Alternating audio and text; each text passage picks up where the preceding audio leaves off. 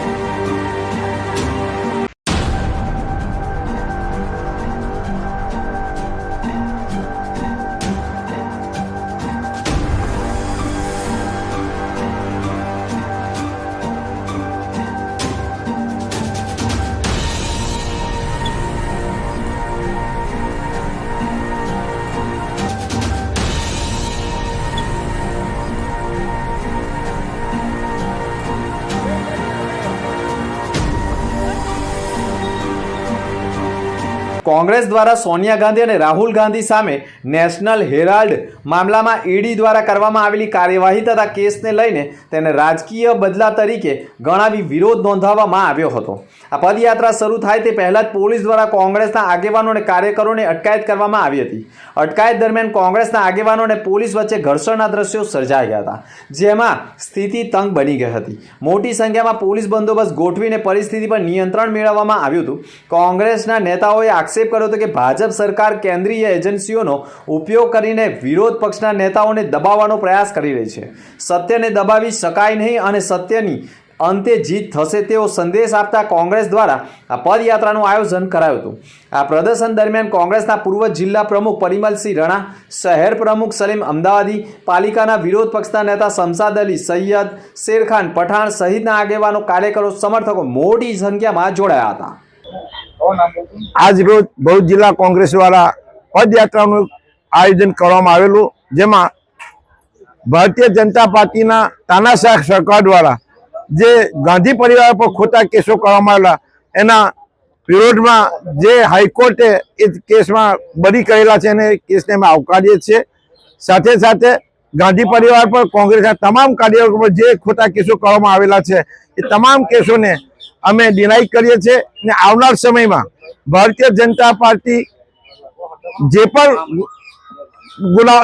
કાર્યક્રમો કરે છે તેના સામે અમે વિરોધ કરવાના છે અને ભારતીય જનતા પાર્ટી તાનાશાહ સરકારને 2027માં ગુજરાત બાજુ ઉખાડી પાડવાનો જે રાહુલ ગાંધીનો નિયમ છે એ સાથે અમે ખભે ખભા મિલાવીને કામ કરીને 2027માં આ તાનાશાહ સરકારને ઉખાડી પાડવામાં અમે કોંગ્રેસના કાર્યકરો સાથે રહી ને એમની સાથે રહીશું। સત્યમેવ જયતે।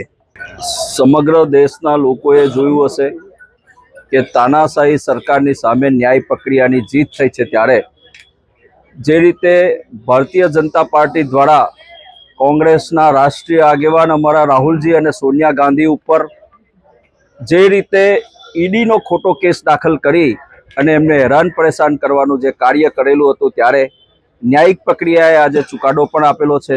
ત્યારે સમગ્ર દેશના લોકો અને કોંગ્રેસનો એક એક સૈનિક આજે જોઈ રહેલો છે। જે રીતે ભારતીય જનતા પાર્ટી કોંગ્રેસનો આગેવાન કંઈક કરતો હોય ત્યારે એને કઈ રીતે પોલીસથી દબાવી દેવો, સીબીઆઈથી દબાવી દેવો, સીઆઈડીથી દબાવી દેવો, ઈડીથી દબાવી દેવો, ત્યારે આ સંપૂર્ણ પ્રક્રિયાને ન્યાયપાલિકાની અંદર જ્યારે કોંગ્રેસનો વિજય થયો છે, સત્યનો વિજય થયો છે, ત્યારે એના ભાગરૂપે આજે ભરૂચ જિલ્લા કોંગ્રેસ સમિતિ દ્વારા પણ એક બાબા સાહેબ આંબેડકરની પ્રતિમાને ફુલહાર વિધિ કરીને એક પદયાત્રાનું આયોજન કરેલું હતું. એક સત્યનો સંદેશો આપવા માટે જ્યારે કોંગ્રેસનો કાર્યકર્તા જઈ રહેલો હતો ત્યારે સ્થાનિક આગેવાનો ના કહેવાથી અને ભારતીય જનતા પાર્ટીના ઈશારે ભરૂચની પોલીસ દ્વારા કોંગ્રેસના કાર્યકર્તાઓને ડિટેન કરવામાં આવ્યા, એને સત્યની લડાઈમાં જતા રોકવામાં આવ્યા. ત્યારે આ ને પણ અમે શબ્દ શબ્દોમાં વખોડીએ છીએ અને આવનાર દિવસની અંદર સત્યની લડાઈમાં હંમેશા માટે કોંગ્રેસ